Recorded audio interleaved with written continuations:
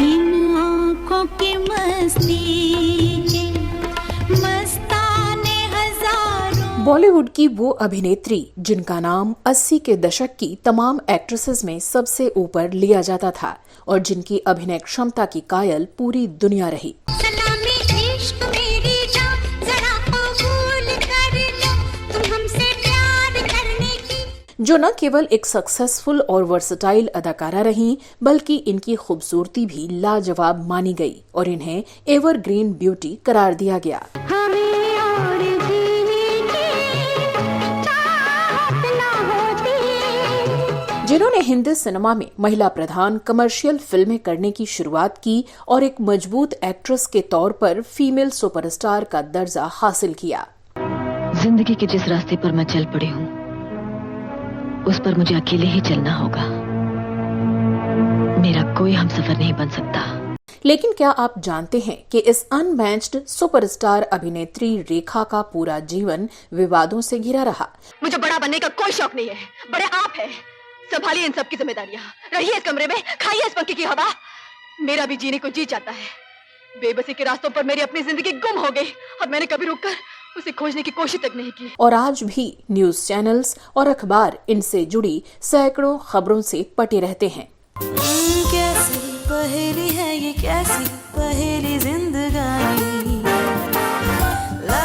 क्या आपको पता है कि ये अपने पिता की गैर कानूनी संतान थीं और साउथ के फिल्मों के सुपरस्टार इनके पिता इनसे कभी सीधे मुंह बात तक नहीं करते थे। हम भूल गए रे हर बात, मगर तेरा प्यार नहीं। और क्या आप यकीन करेंगे कि फिल्मी करियर के दौरान बॉलीवुड के 6 जाने माने दिग्गज अभिनेता इनके बॉयफ्रेंड रहे। इनके अलावा भी इन्होंने 2 शादियां की और फिर अपनी एक फीमेल मेकअप आर्टिस्ट के साथ इनके लिव इन रिलेशन में रहने की खबरों ने सबको चौंका कर रख दिया। परदेसिया ये सच है पिया, सब कहते हैं मैंने तुझको दिल दे दिया। तो क्यों रेखा आज तक की सबसे विवादित अभिनेत्री मानी गई? क्यों विधवा होने के बाद भी ये अपनी मांग में सिंदूर सजाती रहीं? और क्यों आज भी इनकी जिंदगी और इनका बंगला एक रहस्य बना हुआ है? बताएंगे और भी बहुत कुछ। आप बने रहिए हमारे साथ।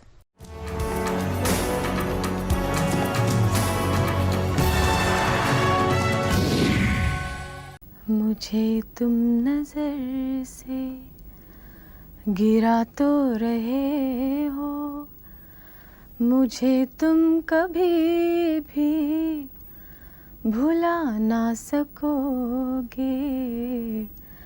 न जाने मुझे क्यों यकीन हो चला है, मेरे प्यार को तुम मिटा ना सकोगे। नमस्कार दोस्तों, मैं हूँ श्वेता जया और आप देख रहे हैं फिल्मी बातें। तूने मरियम का दामन और सीता की गोद देखी है, दुर्गा और काली का रूप नहीं देखा। पन्नादाई की ममता और प्रेम को छला है, रानी झांसी और रजिया सुल्तान का सामना नहीं किया तो। दोस्तों, आज हम जिस अभिनेत्री की जिंदगी के राज के बारे में आपको बताने जा रहे हैं, इनसे जुड़ी सैकड़ों खबरें, गॉसिप्स और मसाला आपने अक्सर अखबारों, फिल्मी मैगजीन्स और न्यूज पोर्टल्स पर पढ़ी होंगी। लेकिन मैं दावा कर सकती हूँ कि इनमें से ज्यादातर में आपको सिर्फ हवाई बातें ही मिर्च मसाला लगाकर बताई जाती रही हैं। लेकिन आज हम रेखा की जिंदगी की तमाम घटनाओं को सिलसिलेवार ढंग से ऑथेंटिक तरीके से आप तक पहुंचाएंगे और इनकी बायोग्राफी, जाने माने राइटर्स के आर्टिकल और इनके खुद के इंटरव्यू के आधार पर ही केंद्रित रहकर फैक्ट्स पर चर्चा करेंगे। मैं नहीं बनती किसी की दीदी विधि। तुझे तो दूसरों के मामलों में टांग अड़ाने की आदत पड़ गई है। अरे टांग नहीं अड़ा रहा हूँ, किसी का घर बसा रहा हूँ। दोस्तों, फिल्मों से लेकर राज्यसभा तक का सफर तय करने वाली अभिनेत्री रेखा हमेशा एक जिंदा दिल और हसीन शख्सियत मानी गई। लेकिन इनकी पर्सनल लाइफ हमेशा ही विवादित, रहस्यमयी और तकलीफों से भरी रही। बचपन में पिता के प्यार को तरसी, पढ़ने लिखने की उम्र में इकोनॉमिक क्राइसिस को झेलते हुए काम करने के लिए मजबूर कर दी गईं और पूरी जिंदगी एक सच्चे साथी की राह देखते बीत गई और अब उम्र के इस पड़ाव में ये अकेलेपन के साए में जी रही हैं।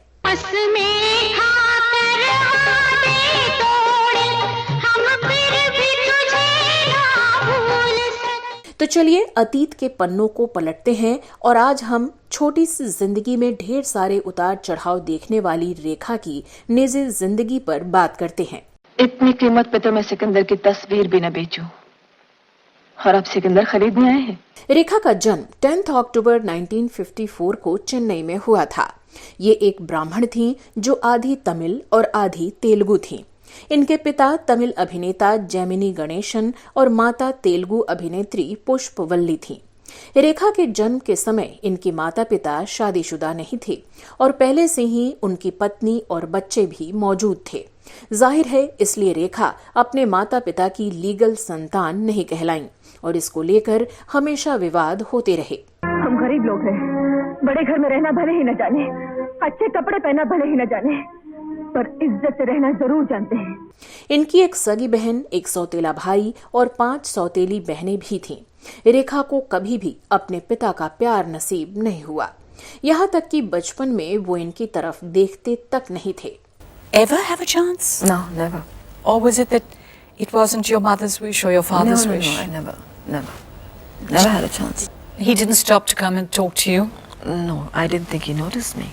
रेखा की मां ने चेन्नई के popular church park convent school से इनकी शुरुआती पढ़ाई लिखाई करवाई, लेकिन ये पढ़ाई पूरी नहीं हो सकी। माँ बाप का प्रोफेशन होने के बावजूद रेखा को एक्टिंग में बिल्कुल इंटरेस्ट नहीं था। मैं नहीं चाहती थी कि मैं कभी एक्ट्रेस बनूं। मैं कभी नहीं चाहती थी कि मैं एक्ट्रेस बनूं। लेकिन फिर भी परिवार की आर्थिक स्थिति ठीक ना होने की वजह से इनकी मां ने बिना इनकी मर्जी के इन्हें फिल्मों में काम करने को मजबूर किया और इनकी पढ़ाई छुड़वा दी। रेखा के पास कोई चारा नहीं था, इसलिए बुझे मन से इन्होंने फिल्मों में काम करना शुरू किया। 3 साल की उम्र से मैं काम कर रही हूँ। फिर बम्बई कब आई? बम्बई जब मैं 13 साल की थी। ये साल 1966 था जब बाल कलाकार के तौर पर तेलुगु फिल्म रंगुला रतलाम में रेखा ने काम किया, जिसमें इनकी मां ने इन्हें काम दिलवाया था। इस फिल्म की कास्टिंग में रेखा का नाम बेबी भानु रेखा लिखा गया। 1969 में हीरोइन के रूप में रेखा की अगली Kannada film I operation jackpot. Film hit रही और इसके बाद इन्हें पहली हिंदी फिल्म मिली, लेकिन करियर की शुरुआत में ही इन्हें एक ऐसी घटना का सामना करना पड़ा जिसने पुरुष प्रधान फिल्मी दुनिया से इन्हें रूबरू कराया। ये साल 1969 में बन रही फिल्म अनजाना सफर थी, जिससे रेखा बॉलीवुड में डेब्यू कर रही थीं। फिल्म के प्रोड्यूसर कुलजीत पाल और डायरेक्टर राजा नवाथे थे। फिल्म में रेखा के अपोजिट हीरो थे विश्वजीत और फिल्म की शूटिंग महबूब स्टूडियो में हो रही थी। जाने माने राइटर यासिर उस्मान द्वारा लिखी रेखा की biography Rekha the untold story के मुताबिक फिल्म के डायरेक्टर राजा नवाथे ने एक्टर विश्वजीत के साथ मिलकर एक किसिंग सीन की प्लानिंग की थी, जिसकी जानकारी रेखा को नहीं दी गई थी। जैसे ही कैमरा रोल हुआ, विश्वजीत ने रेखा की मर्जी के खिलाफ बिना इन्हें बताए 5 मिनट तक लगातार स्मूच किया और वहां मौजूद क्रू मेंबर्स सीटियां और तालियां बजाते रहे। रेखा रो रही थीं और बाद में बेहोश तक हो गईं। होश आने पर रेखा खूब रोईं और हंगामा मच गया। फिर विवाद बढ़ता देख विश्वजीत ने पूरे मामले से ये कहकर पल्ला झाड़ लिया कि उन्होंने सिर्फ वही किया जो डायरेक्टर ने उनसे करने के लिए कहा था।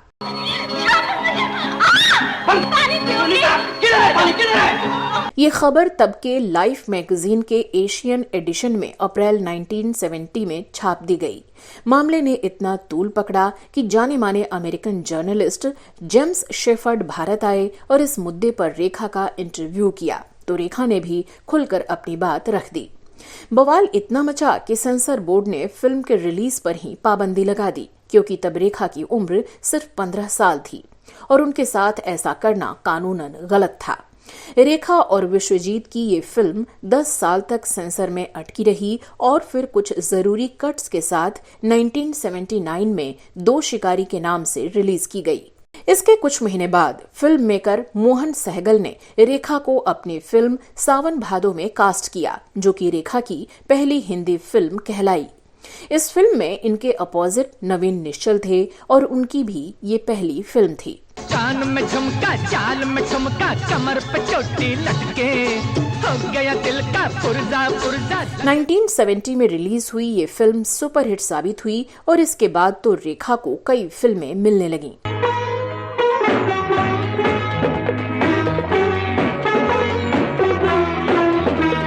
इस फिल्म में काम करने के दौरान रेखा और नवीन निश्चल करीब आ गए और तब की फिल्मी मैगजीन्स में इनके अफेयर की खबरें छपने लगीं। लेकिन दिलफेंक माने जाने वाले नवीन निश्चल का दूसरा अफेयर शुरू हो गया और मायूसी के साथ रेखा अलग हो गईं। हालांकि कुछ साल बाद एक फिल्म आई आस्था, जिसमें रेखा ने नवीन निश्चल के साथ ऐसे इंटीमेट सीन दिए कि सब हैरान रह गए। खैर, फिलहाल बात करते हैं रेखा के अगले रिश्ते की। तो रेखा की जिंदगी में जिस अगले शख्स की एंट्री हुई वो थे एक्टर जितेंद्र।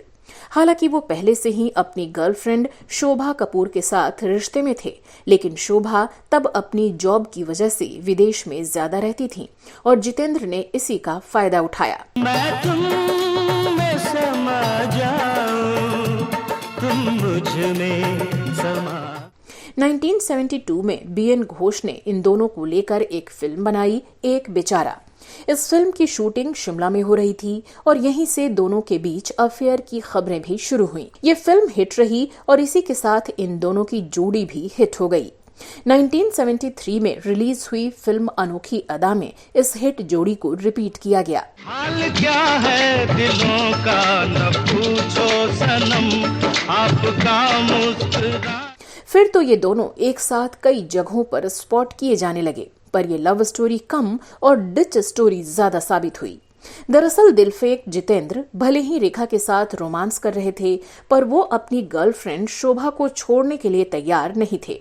इसी बात को लेकर रेखा और जितेंद्र के बीच अक्सर झगड़े होने लगे। देखो मुझे गुस्सा मत दिलाओ शशि। तुम समझते क्या है अपने आप को? तुमसे शादी करने के लिए मैं इतना बड़ा जाल बिछाऊंगी? मुझे तुम्हारे डैडी के पैसों से अपने लिए पति खरीदने की जरूरत नहीं। कभी ये भी सोचा है तुमने कि मेरी भी अपनी मर्जी, अपनी पसंद, अपनी नापसंद हो सकती है? रेखा की biography Rekha the untold story लिखने वाले यासिर उस्मान लिखते हैं कि फिल्म अनोखी अदा की शूटिंग के दौरान जितेंद्र ने कुछ जूनियर आर्टिस्ट के सामने कहा कि रेखा तो मेरा बेस्ट टाइम पास है। ऐसा कहकर वो शेख ही बघाड़ रहे थे और बाकी आर्टिस्ट ठहाके लगा रहे थे। बड़ी बात ये कि रेखा ने जितेंद्र को ऐसा कहते हुए सुन लिया। वो वहां से रोते हुए भागी और मेकअप रूम में जाकर घंटों रोती रहीं। शूटिंग कैंसिल हो गई, वो सेट से वापस घर चली गईं और जितेंद्र की जिंदगी से भी। तुम क्या शादी से इनकार करोगे? मैं इनकार करती हूँ। शक करने की भी कोई हद होती है। रात मेरी पुरानी गर्लफ्रेंड ने फोन नहीं किया था। जंगली बेहुदा नीच। गौरी, मैं कहता हूँ चुप हो जा, नहीं तो क्या करोगे? मार डालोगे? गोदो, गला घोटो मेरा, कैसे मार डालो? जितेंद्र के बाद रेखा की जिंदगी में एक्टर किरण कुमार की एंट्री हुई, जो कैरेक्टर आर्टिस्ट जीवन के बेटे थे। हालांकि ये जितनी जल्दी मिले थे उतनी ही जल्दी अलग भी हो गए। स्टार डस्ट मैगजीन के 1975 के एडिशन में इस कपल के बारे में एक आर्टिकल छपा था, जो आप सभी अपने स्क्रीन पर देख सकते हैं। इसमें बाकी कई कपल्स के साथ साथ रेखा और किरण कुमार के अनोइंग इश्यूज के बारे में लिखा गया था, जो इन्हीं कपल्स के इंटरव्यू पर आधारित था। इसमें रेखा ने किरण कुमार को ममाज बॉय कहते हुए मजाक उड़ाया था। रेखा का करियर अब तक एक ट्रैक पर आ चुका था, लेकिन ये घर बसाना चाहती थी और अपने लिए एक ऐसे जीवन साथी की तलाश में थी जो इन्हें छोड़कर न जाए, बल्कि जीवन भर का रिश्ता निभाए और जिसकी आंखों में इन्हें भरोसा नजर आए। आपकी आंखों में कुछ महके हुए से। कुछ फिल्मों में साथ काम करने के दौरान अब इनकी जिंदगी में एंट्री हुई एक्टर विनोद मेहरा की।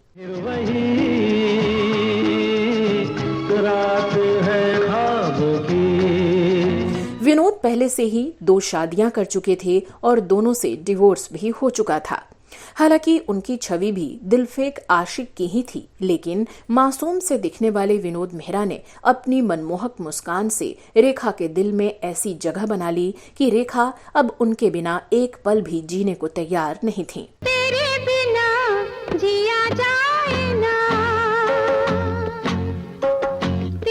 रेखा तब विनोद मेहरा में अपना सच्चा प्यार देख रही थी और जैसे इनके पांव जमीन पर नहीं थे। आज कल पाँव ज़मीन पर नहीं पड़ते। जाने माने फिल्म समीक्षक यासिर उस्मान की किताब रेखा द अनटोल्ड स्टोरी के मुताबिक रेखा और विनोद मेहरा ने कोलकाता में शादी रचा ली। इसके बाद जब विनोद मेहरा पत्नी रेखा को लेकर अपने घर गए तो उनकी मां ने रेखा पर चिल्लाना शुरू कर दिया। रेखा को तो जैसे सदमा ही लग गया। विनोद की मां कमला मेहरा ने रेखा को बिन ब्याही मां की बेटी कहा और चप्पल फेंक कर दे मारा। विनोद मेहरा चुपचाप अपनी नवविवाहिता पत्नी को जलील होता हुआ देखते रहे। उनके घर से बेइज्जत होकर रोती हुई रेखा अकेले वहां से निकली और एक होटल में जाकर रात काटी। रेखा के समझ में नहीं आ रहा था कि जब विनोद को साथ नहीं देना था तो आखिरकार उन्होंने ये शादी ही क्यों की थी। आखिरकार ये रिश्ता भी टूट गया। मेरी जिंदगी एक उलझा हुआ सवाल बन गई है, जिसकी वजह से मैं खुद को तुम्हारे प्यार के काबिल नहीं पाती। हालांकि रेखा हमेशा मीडिया में इस शादी से इनकार करती रही, लेकिन इनकी शादी का एक सर्टिफिकेट 1986 में एक फिल्मी मैगजीन ने छाप दिया तो रेखा के मैनेजर द्वारा उसे फेक बताया गया। बता दें कि अब रेखा और विनोद मेहरा की शादी का कोई भी सबूत पब्लिक डोमेन में मौजूद नहीं है। वहीं काफी बाद में सिमी ग्रेवाल के एक इंटरव्यू में रेखा ने विनोद मेहरा को बस अपना एक शुभचिंतक बताया था। बताते हैं कि फिर तो रेखा का मन हर रिश्ते से उठ गया और शादी या प्यार को लेकर इनका नजरिया भी इस घटना के बाद पूरी तरह से बदल गया। चलिए अब बात करते हैं उस प्रेम कहानी की जिसे रेखा की जिंदगी का और बॉलीवुड का अब तक का सबसे चर्चित प्रेम संबंध माना जाता है। ये रिश्ता था सदी के महानायक अमिताभ बच्चन के साथ। देखा एक ख्वाब तो ये सिलसिले हुए, दूर तक निगाह में है। हालांकि ये तो नहीं पता कि रेखा के लिए ये प्यार था या पिछले कड़वे अनुभवों के बाद बस एक टाइम पास था, लेकिन हाँ, अभी भी रेखा को इस रिश्ते से जोड़कर देखा जाता है।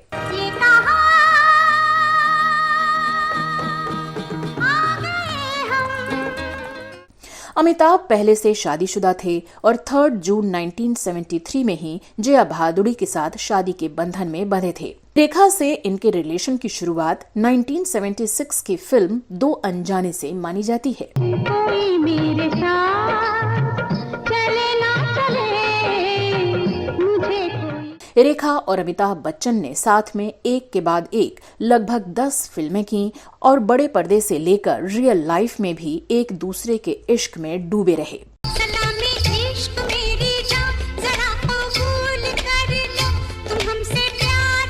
तमाम न्यूज़पेपर सालों तक इनके अफेयर की खबरों से पटे रहे और दो बड़े सितारों के बीच इस नाजायज रिश्ते का ये सिलसिला यूं ही चलता रहा। और रंग बरसे भीगे चुनर वाली रंग बरसे।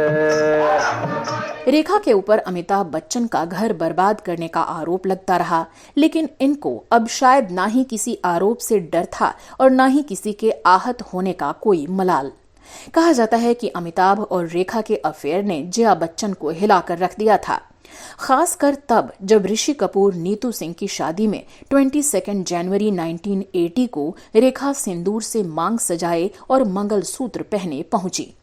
उस रात शादी समारोह में बॉलीवुड की बहुत सी हस्तियों के साथ साथ अमिताभ बच्चन और जया भादुड़ी भी मौजूद थे। रेखा को ऐसे वहां देख ये खबर फैल गई कि इन्होंने अमिताभ बच्चन से शादी रचा ली है। आपके चेहरे पे गुलाल कितना खिल उठा है।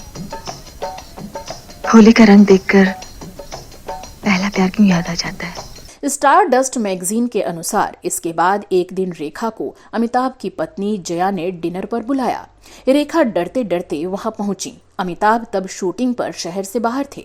रेखा को लगा कि जया ने उन पर अपनी भड़ास निकालने के लिए बुलाया होगा, लेकिन ऐसा नहीं हुआ, बल्कि जया ने बड़े रेस्पेक्ट के साथ रेखा को डिनर कराया और प्यार से बात करती रहीं। जब रेखा घर वापस जा रही थीं, तो जया भादुड़ी ने बस एक बात कही कि मैं अमित को कभी नहीं छोड़ूंगी। दोनों के बीच कुछ पल की खामोशी रही और फिर रेखा वहां से चली गईं। कहा जाता है कि रेखा उस दिन ये तो समझ गई थी कि अमिताभ कभी भी इनके नहीं हो पाएंगे। तुम होती तो ऐसा होता, तुम होती तो वैसा होता, मैं और मेरी तन्हाई। इसी बीच यश चोपड़ा ने अपनी एक ऐसी फिल्म का ऐलान किया जिसकी स्टार कास्ट से हर कोई हैरान रह गया। ये फिल्म थी सिलसिला। यश चोपड़ा ने कमाल दिखाते हुए इसमें अमिताभ, रेखा और जया को साथ में कास्ट किया था। कहा गया कि ये इन्हीं तीनों की रियल लाइफ स्टोरी थी, लेकिन फिर भी इसे बड़े पर्दे पर फिल्माने के लिए तीनों कैसे राजी हुए कहना मुश्किल है। फिल्म शूट हुई और रिलीज होते ही छा गई। और रंग बरसे भीगे चुनर वाली रंग बरसे। 11 अगस्त 2010 को बीबीसी को दिए एक इंटरव्यू में यश चोपड़ा ने ये स्वीकार किया था कि फिल्म बनाते हुए वो काफी डरे हुए थे, क्योंकि उस वक्त इन तीनों के बीच पहले से ही तनातनी बनी हुई थी। वो मेरा प्यार है और प्यार मेरी किस्मत बन चुका है। क्यों मेरा घर तबाह कर रही है? अपना घर भी तो भोग रही हूँ।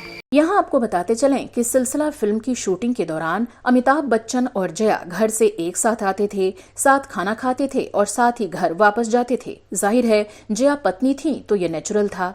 बताते हैं कि इससे रेखा अमिताभ के द्वारा इग्नोर होने लगी और इन दोनों कथित प्रेमियों के बीच दूरियां बढ़ने लगीं।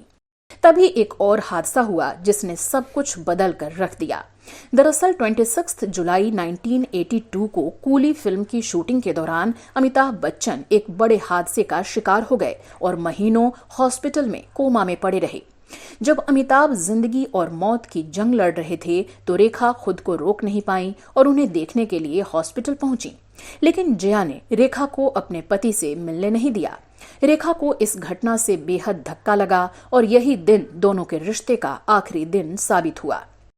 तुम्हें ना चाहते हुए भी मैंने तुम्हें इतना चाहा कि किसी और को चाहने की आरज़ू भी न रही।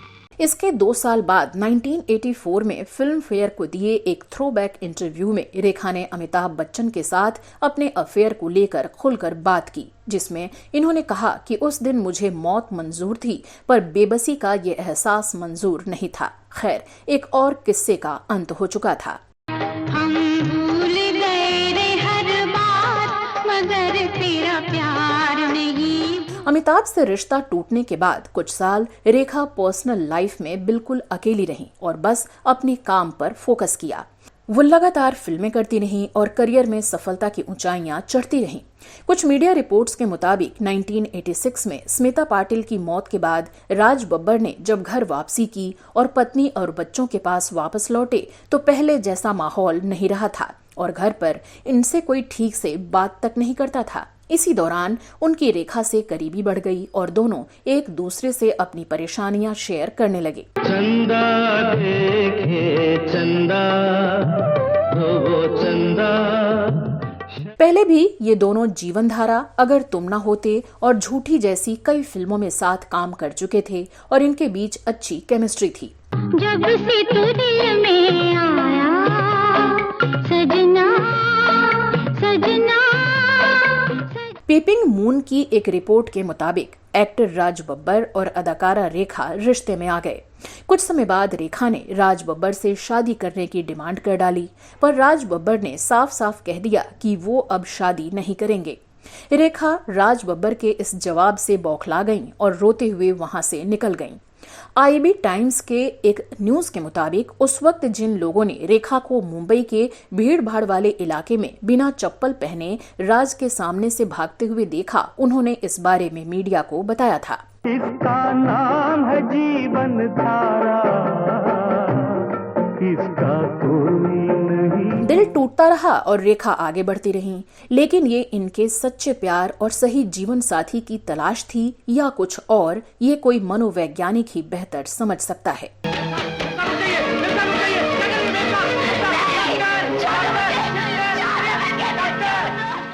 खैर, अब तक रेखा का करियर शबाब पर आ चुका था और ये उस वक्त इकलौती ऐसी अदाकारा थीं जो पुरुष प्रधान बॉलीवुड में महिला प्रधान कमर्शियल फिल्में कर रही थीं और सुर्खियों में छाई हुई थीं। औरत की कमजोरी का फायदा उठाता चला आया है, लेकिन अगर काम वासना की कमजोरी औरत में है तो ये कमजोरी मर्द में भी तो है।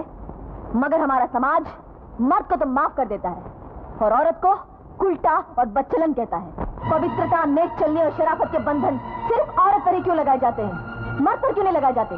तभी 80 के दशक के आखिर में रेखा पर एक्टर संजय दत्त को फंसाने का आरोप लगा। हालांकि संजय दत्त कोई बच्चे नहीं थे, लेकिन उनकी मां नरगिस ने तो कुछ ऐसे ही आरोप लगाए। इंडस्ट्री में ये खबर बहुत तेजी से फैली कि रेखा ने संजय दत्त से गुपचुप शादी रचा ली है। फिर तो गुस्साई नरगिस ने रेखा को मर्दों को फंसाने वाली डायन तक कह डाला। लेकिन फिर रेखा ने दूरी बना ली और ये रिश्ता यहीं थम गया। योर ऑनर, जब अपराध दोनों से हुआ है तो उसकी सजा सिर्फ एक ही क्यों पाए? ये कैसा इंसाफ है? और अगर हमारे धर्म शास्त्रों ने औरत और मर्द के लिए अलग अलग नीति और नियम बनाए हैं तो वो धर्म शास्त्र जला क्यों नहीं दिए जाते? कई बार प्यार में धोखा खा चुकी रेखा 90 का दशक आते आते बेहद थक चुकी थी और अब घर बसाना चाहती थी। ऐसे में एक पार्टी में इनकी मुलाकात दिल्ली के एक बिजनेसमैन मुकेश अग्रवाल से हुई। वो रेखा के बहुत बड़े फैन थे और इनकी एक झलक पाने के लिए शूटिंग स्केड्यूल को फॉलो करते हुए हर जगह पहुंच जाया करते थे। कहते हैं कि पहले तो रेखा ने इनसे मिलने से कई बार इनकार कर दिया था, लेकिन फिर अचानक ये खबर आई कि इन दोनों ने शादी कर ली है। लेकिन शायद घर बसाना रेखा की किस्मत में ही नहीं था। शादी के कुछ ही महीने बाद दोनों के बीच रिश्ते बिगड़ने लगे। तभी रेखा को पता चला कि मुकेश डिप्रेशन के शिकार हैं और शादी के पहले से ही इनका मानसिक इलाज चल रहा है। रेखा को गहरा धक्का लगा और इन्होंने मुकेश से दूरी बनानी शुरू कर दी। अब ये ज्यादातर दिल्ली नहीं बल्कि मुंबई रहती थीं और मुकेश दिल्ली में अपने घर पर रहते।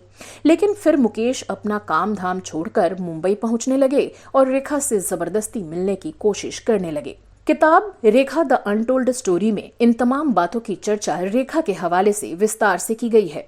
2 अक्टूबर 1990 को एक ऐसी खबर आई जिसने तहलका मचा दिया। दरअसल मुकेश इस दुनिया से जा चुके थे।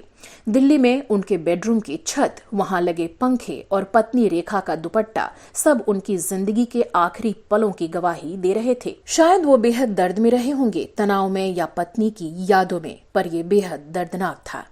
इस घटना के बाद लोगों ने रेखा को दोष देना शुरू कर दिया और इन्हें चुड़ैल तक की संज्ञा दे डाली। तब रेखा देश से बाहर एक शूट पर गई हुई थी और खबर सुनते ही अगले दिन वापस आ गईं। इस घटना के बाद लंबे समय तक बॉलीवुड में लोग रेखा को कोसते रहे और इसका असर इनके करियर पर भी पड़ा।